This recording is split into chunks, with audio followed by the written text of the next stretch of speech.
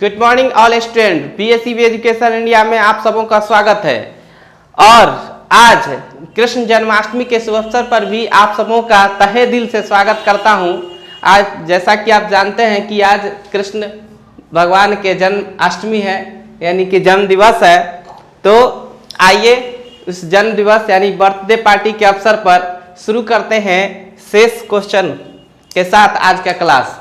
आज के क्लास का 5वां क्वेश्चन लेके हाजिर हैं। 5वां क्वेश्चन में कहता है एक क्लास टेस्ट में शेफाली के गणित और अंग्रेजी में प्राप्त किए गए अंकों का योग 30 है। एक क्लास टेस्ट में शेफाली नाम की एक लड़की है जो गणित और अंग्रेजी में जो अंक प्राप्त किया है दोनों का जोड़ 30 है। यदि उसको गणित में 2 अंक अधिक और अंग्रेजी में 3 अंक कम मिले होते तो उनके अंकों का गुणनफल 210 होता। उसके द्वारा दोनों विषयों में प्राप्त किए गए अंक ज्ञात कीजिए। इसके लिए मानिए लेट मतलब माना कि शेफाली द्वारा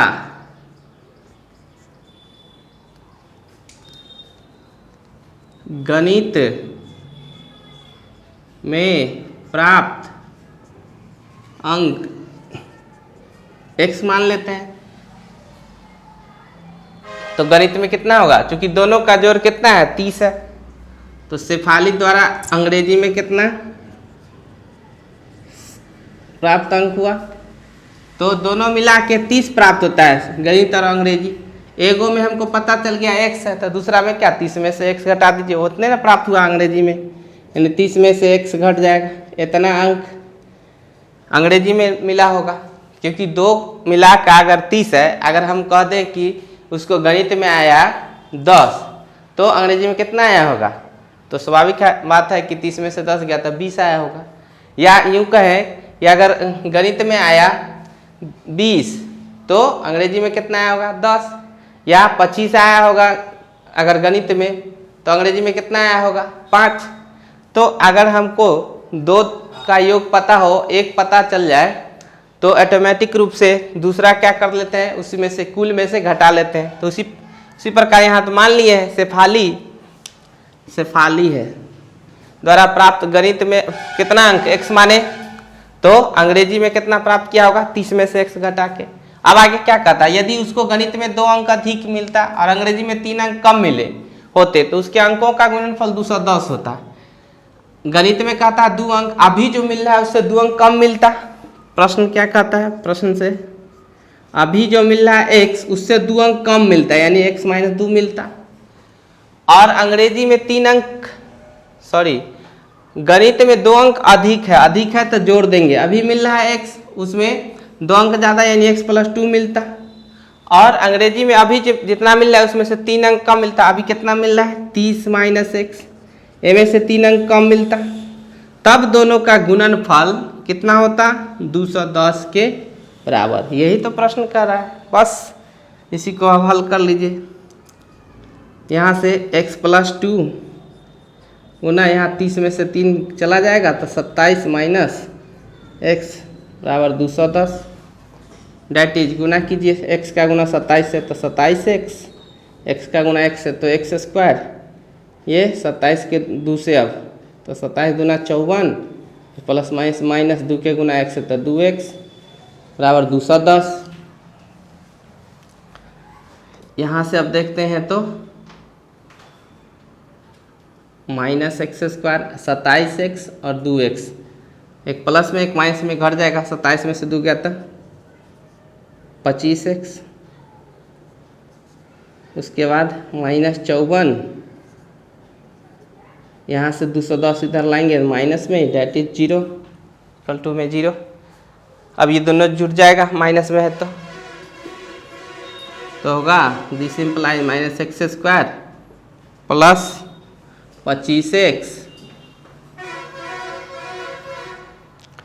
और जोड़ते हैं तो 4 आ 0 4, 5 आ 1 6, 264 बराबर 0। 210 और 54 मिलकर 264। यहाँ से माइनस 1 कॉमन ले लेते हैं तो x स्क्वायर, ये प्लस से माइनस में तब्दील हो जाएगा, माइनस 25 से ये प्लस में हो जाएगा 264 बराबर 0। इधर माइनस सट्टा तो उधर बट्टा, अब भाग लग के 0 यानी x square minus 25x plus 264 बराबर 0। अब या तो आप पहला गुणे तीसरा के रूल पर तोड़ दीजिए इसको, या मूल ज्ञात करने का वो बताएं अल्फा और बीटा, उससे निकाल दीजिए सूत्र का प्रयोग करके सीधाचार्ज के फॉर्मूला लगा के, बस आगे आप बना लेंगे। अब आइए चलते हैं अगले प्रश्न की तरफ। छठा क्वेश्चन है दोस्तों, एक आयताकार खेत का विकर्ण उसकी छोटी भुजा से 60 मीटर अधिक लंबा है। यदि बड़ी भुजा छोटी भुजा से 30 मीटर अधिक हो तो खेत की भुजाएं ज्ञात कीजिए। तो आयताकार प्लॉट है यानी खेत, ये आयताकार किसको कहते हैं? जिसके आमने सामने वाला भुजा क्या हो, इसके आमने सामने वाला भुजा बराबर हो उसे आयत कहते हैं।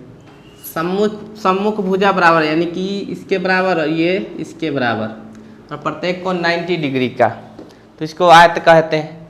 आयताकार खेत है, इसमें क्या कहा कि विकर्ण उसकी छोटी भुजा से 60 मीटर अधिक है। विकर्ण यानी कि कोना कोना मिलाते हैं, उसी को विकर्ण कहते हैं। एक कोना से दूसरे कोना मिला दीजिए तो वो विकर्ण होता है। ABCD इधर से भी मिला सकते थे, लेकिन फिलहाल एक ही विकर्ण लिए हैं।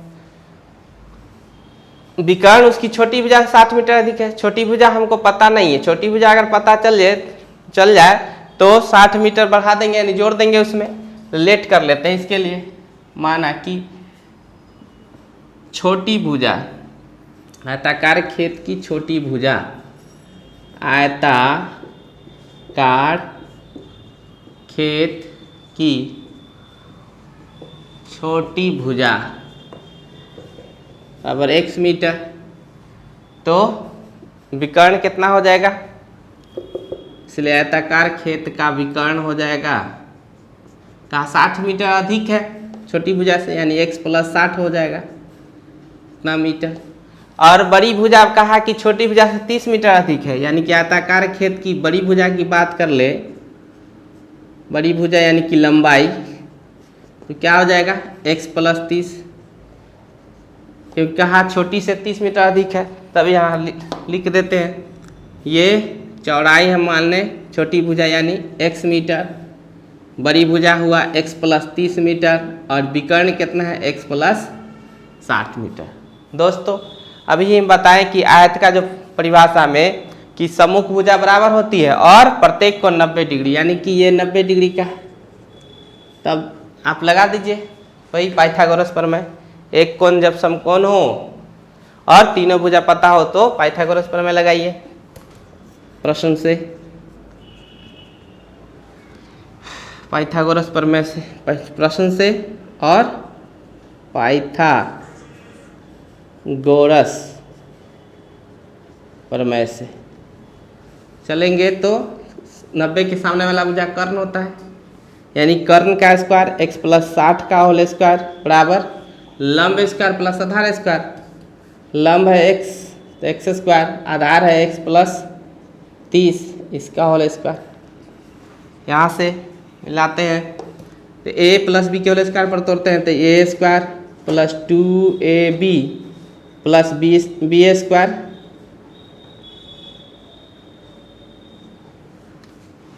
बराबर x square plus a plus b के होल स्क्वायर, यानी a square plus 2ab plus b square. यहाँ से x स्क्वायर 60 दूना 120x, 6 1 36, 3600 बराबर x square plus x square. यहाँ से 30 दूना 60x प्लस 30 के स्क्वायर 30, मतलब 30 गुने 30 था 900। यहाँ से देखते हैं तो x स्क्वायर इधर भी, x स्क्वायर इधर भी हटा देते हैं।